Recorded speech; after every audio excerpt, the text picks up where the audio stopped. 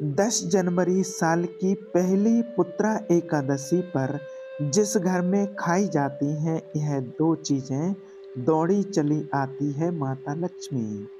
नमस्कार दोस्तों, राधे राधे, जय श्री कृष्णा, जय माँ लक्ष्मी। साल की पहली पुत्रदा एकादशी पर चाहे कुछ मत करना, लेकिन यह चीज जरूर खा लेना, चुंबक की तरह खींचा चला आएगा पैसा। दोस्तों, एकादशी हिंदू धर्म में बड़ा ही विशेष महत्व रखती है, क्योंकि एकादशी की यह तिथि जगत के पालनहार भगवान श्री विष्णु जी को समर्पित होती है। आपको पता होगा कि प्रत्येक माह में 2 एकादशी आती हैं और साल में कुल 24 एकादशी तिथि पड़ती हैं। धार्मिक मान्यताएं है कि एकादशी के दिन भगवान विष्णु की पूजा करने से जीवन के सभी कष्ट दूर हो जाते हैं और पुण्य फलों की प्राप्ति होती है। इसके अलावा पुत्रदा एकादशी के दिन भगवान विष्णु और माता लक्ष्मी के साथ साथ अन्य देवी देवताओं की भी पूजा करने से घर में धन्य धान्य में वृद्धि होती है। दोस्तों, आप सभी को बता दें कि साल 2025 की पहली एकादशी बेहद खास है और यह पौष मास के शुक्ल पक्ष की एकादशी तिथि पर मनाई जाएगी, जिसे पुत्रादा एकादशी या वैकुंठ एकादशी भी कहा जाता है। आपको बता दें कि पौष पुत्रदा एकादशी पुत्र रत्न प्राप्ति के लिए बहुत फलदायी मानी गई है। हिंदू कैलेंडर के अनुसार पुत्रदा एकादशी का व्रत प्रत्येक साल में 2 बार रखा जाता है। पुत्रदा एकादशी का व्रत रखकर मन से भगवान श्री हरि की पूजा अर्चना करने से व्यक्ति को संतान सुख की प्राप्ति होती है और संतान को लंबी उम्र का आशीर्वाद प्राप्त होता है। साथ ही इस व्रत को सही तरीके से रखने से परिवार के सभी सदस्य मानसिक और शारीरिक रूप से स्वस्थ रहते हैं। यदि व्रत को विधि पूर्वक श्रद्धा पूर्वक रखा जाए तो भगवान विष्णु और माता लक्ष्मी की कृपा हमेशा बनी रहती है। इसके अलावा दोस्तों, पंचांग के अनुसार इस बार 2025 की पौष मास की शुक्ल पक्ष की पहली एकादशी तिथि का आरंभ 9 जनवरी 2025 को दोपहर 12:22 पर होगा और अगले दिन 10 जनवरी 2025 को सुबह 10:19 पर एकादशी तिथि का समापन होगा। ऐसे में उड़िया तिथि के अनुसार इस बार 10 जनवरी 2025 को पौष माह की पुत्रदा एकादशी का व्रत रखा जाएगा। इसके अलावा पौष मास की पुत्रदा एकादशी की पूजा के शुभ मुहूर्त के बारे में बात करें तो पौष पुत्रदा एकादशी के दिन भगवान विष्णु की पूजा के लिए शुभ समय 10 जनवरी 2025 को 12:13 से लेकर दोपहर 12:55 तक रहेगा। इस शुभ मुहूर्त में पूजा करना बेहद फलदायी होगा, जिससे आपको पूजा अर्चना करने का विशेष फल प्राप्त होगा। इसके अलावा दोस्तों, 2025 की पौष मास की पुत्रदा एकादशी अत्यंत शुभ है, क्योंकि इस दिन पूरे दिन ब्रह्म योग का शुभ योग बना है। शास्त्रों में इस शुभ योग में दान करने का विशेष महत्व बताया गया है। इस शुभ योग में व्रत करने से भगवान श्री हरि विष्णु और माता लक्ष्मी की विशेष कृपा प्राप्त होती है, जिससे सभी मनोकामनाएं पूर्ण होती हैं और साधक को जीवन में शुभ फल की प्राप्ति होती है। इसके अलावा दोस्तों, शास्त्रों में कुछ ऐसी चीज़ों का वर्णन किया गया है जिन चीज़ों का भोग साल की पहली पुत्रदा एकादशी पर भगवान श्री हरि विष्णु को लगाने के बाद उस चीज का प्रसाद के रूप में सेवन करने से व्यक्ति के अन्य धन के भंडार भर जाते हैं और जीवन में हर एक कार्य में सफलता हासिल होती है।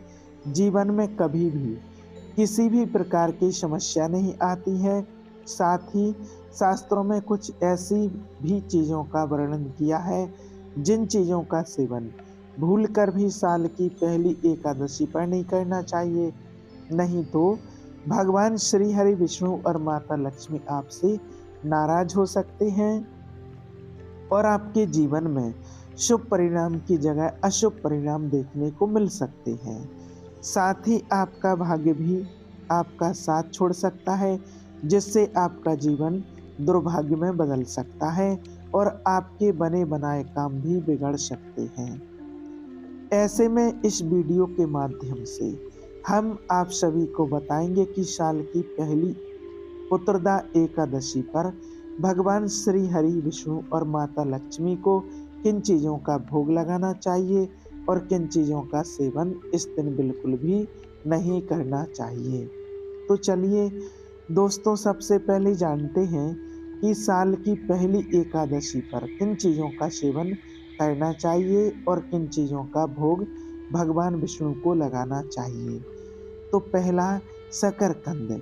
जी हाँ दोस्तों, शकरकंद पुत्रदा एकादशी पर एक आदर्श सब्जी मानी जाती है, क्योंकि यह न केवल स्वादिष्ट होती है बल्कि यह सेहत के लिए भी बेहद लाभकारी होती है।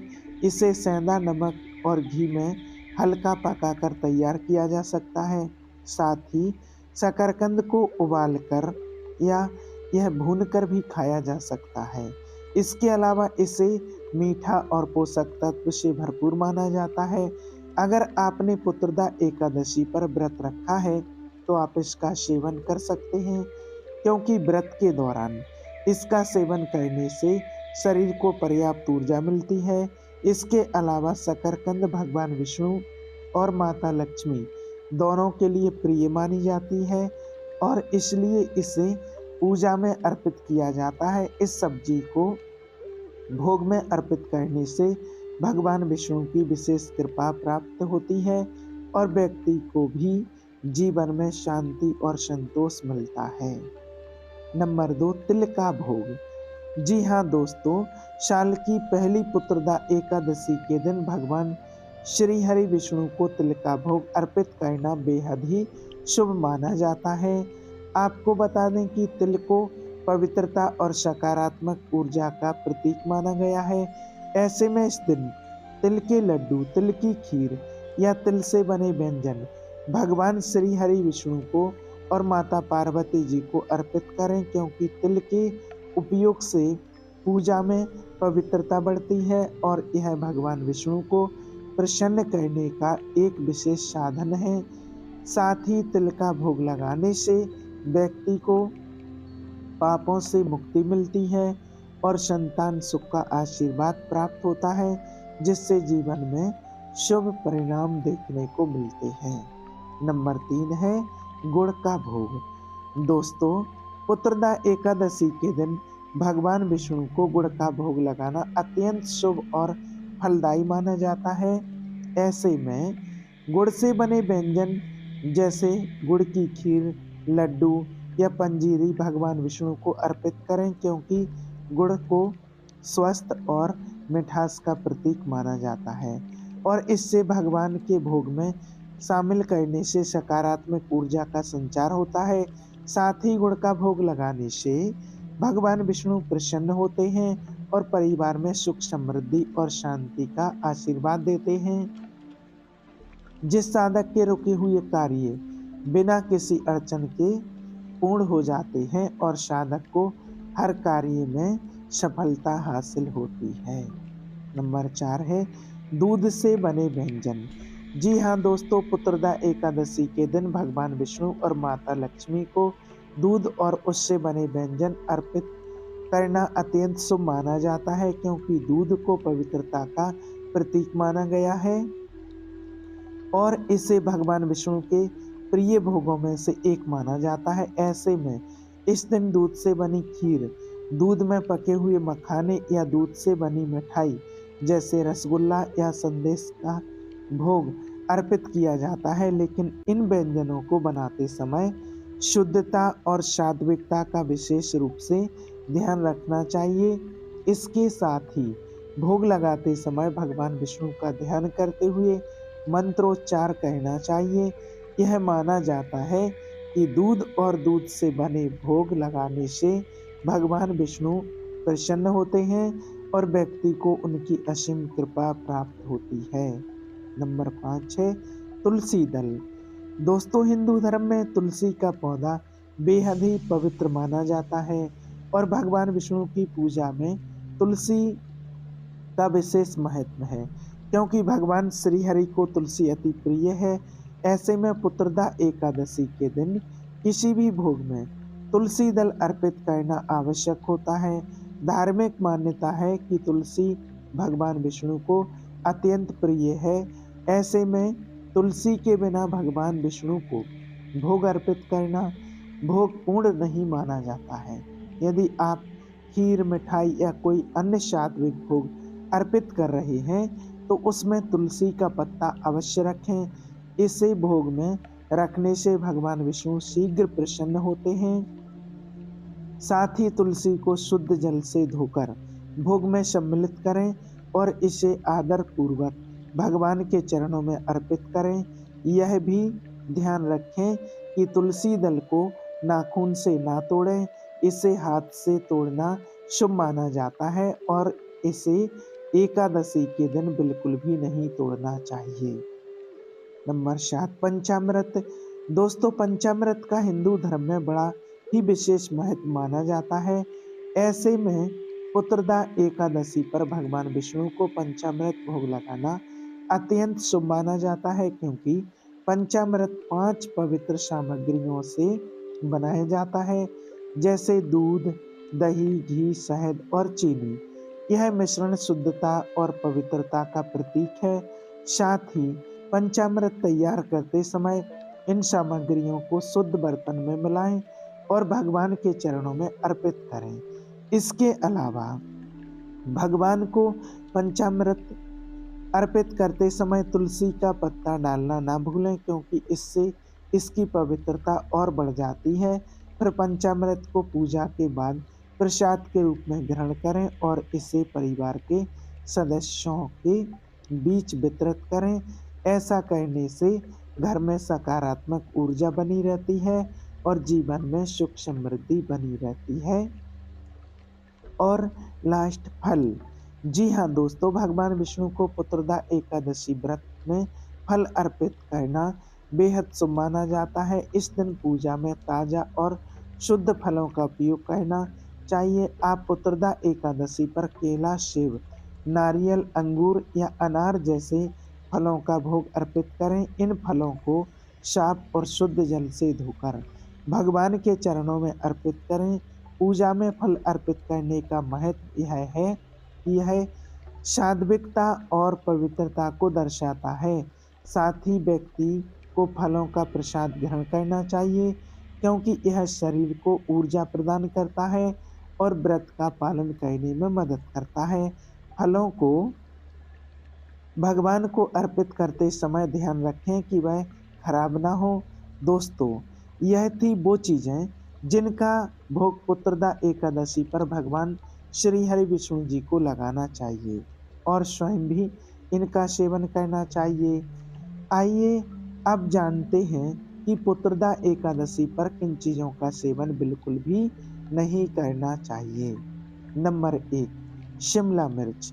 जी हाँ दोस्तों, शिमला मिर्च जैसी सब्जियां भी एकादशी के दिन नहीं खानी चाहिए, क्योंकि यह सब्जियां तामसिक होती हैं, क्योंकि इनका स्वाद तीव्र और उत्तेजित होता है, जो पूजा के समय शांति और संतुलन में विघ्न डालता है। इसके अलावा तीखा और मसालेदार भोजन मानसिक तनाव और अशांति का कारण बन सकता है और व्यक्ति के उद्देश्य से मेल नहीं खाता है। ऐसे में भगवान विष्णु को प्रसन्न करने के लिए सात्विक और शुद्ध भोजन होना चाहिए, जो मन और शरीर को शांति दे। नहीं तो आपको पूजा करने और व्रत करने का फल प्राप्त नहीं होगा और आपके जीवन में शुभ परिणाम की जगह अशुभ परिणाम देखने को मिलेंगे। साथ ही आपके घर में भी नकारात्मक ऊर्जा का वास हो सकता है। नंबर 2 बेसन और तला हुआ भोजन। दोस्तों, बेसन से बनी तली हुई वस्तुएं जैसे पकौड़ी, कचौरी और साबूदाने की कचौरी पुत्रदा एकादशी के दिन नहीं खानी चाहिए। तली हुई चीज और बेसन के व्यंजन तामसिक होते हैं और शरीर को उत्तेजना देने वाले होते हैं। ऐसे में तले हुए पदार्थ शारीरिक और मानसिक शांति को प्रभावित करते हैं और यह पूजा के उद्देश्यों के खिलाफ होते हैं। इसके अलावा तला हुआ भोजन शरीर को भारी बना सकता है, जो एकादशी के दिन के साधन और ध्यान के लिए उपयुक्त नहीं होता है। विशेष रूप से बेसन के लड्डू और पकौड़ी जैसे तले हुए व्यंजन तामसिक माने जाते हैं। इस दिन केवल हल्के, शुद्ध और सात्विक भोजन का सेवन करना चाहिए, जिससे शरीर और मन दोनों को शांति मिले और पूजा के उद्देश्य में कोई भी बाधा ना आए, जिससे आपको पूजा करने और व्रत करने का फल प्राप्त हो सके। नंबर 3 है बैगन का सेवन। दोस्तों, पुत्रदा एकादशी पर बैगन खाना पूरी तरह से निषिद्ध माना गया है। धार्मिक मान्यता है कि बैगन तामसिक वृत्ति की सब्जी है जो शरीर और मन की शुद्धता को प्रभावित करती है। इसके अलावा पुत्रदा एकादशी पर ब्रह्मचर्य का पालन करना चाहिए और बैंगन काम वृत्ति को बढ़ाता है। साथ ही बैंगन के अंदर सूक्ष्म कीड़े होने की संभावना रहती है, जिससे यह अशुद्ध माना जाता है। साथ ही बैंगन का सेवन मन को चंचल बनाता है और एकाग्रता को भंग करता है। ऐसे में अगर आपने व्रत नहीं भी रखा है, तब भी आपके तन मन में शुद्धता बनाए रखनी चाहिए। अगर आप गलती से भी पुत्रदा एकादशी पर बैंगन का सेवन कर लेते हैं, तो भगवान श्री हरि विष्णु और माता लक्ष्मी जी के साथ साथ अन्य देवी देवता भी आपसे नाराज हो सकते हैं। नंबर 4, करेले का सेवन। जी हाँ दोस्तों, करेला अपनी कड़वाहट के लिए जाना जाता है और शास्त्रों में कड़वी सब्जियों को तामसिक माना जाता है।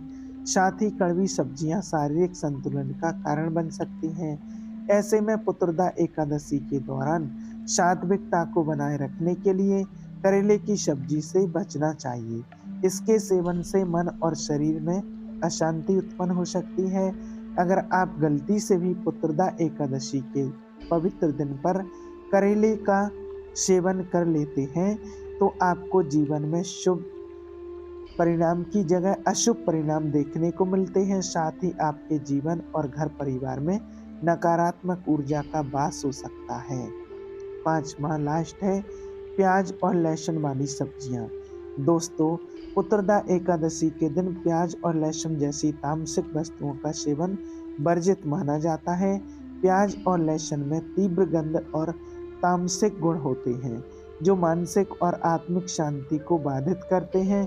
मान्यता है कि लहसुन और प्याज की उत्पत्ति राहु केतु से हुई थी, जिससे इन्हें अशुभ माना जाता है। अशुभ इसके अलावा यह पदार्थ मांसाहारी भोजन की तरह शरीर को उत्तेजित करने वाले होते हैं और पुत्रदा एकादशी के दिन पूजा और व्रत के उद्देश्य के साथ मेल नहीं खाते हैं। ऐसे में भगवान विष्णु और माता लक्ष्मी को प्रसन्न करने के लिए केवल सात्विक और शुद्ध पदार्थ का सेवन करना चाहिए। तभी आपको भगवान श्री हरि विष्णु और माता लक्ष्मी जी की असीम कृपा प्राप्त होगी और आपके जीवन में सुख समृद्धि आएगी। तो दोस्तों, यह थी वो चीज़ें जिनका सेवन पुत्रदा एकादशी पर बिल्कुल भी नहीं करना चाहिए। अगर वीडियो अच्छी लगी हो तो वीडियो को लाइक और शेयर करें और आपके अपने चैनल को सब्सक्राइब जरूर करें। आप सभी का बहुत बहुत धन्यवाद। जय माँ लक्ष्मी।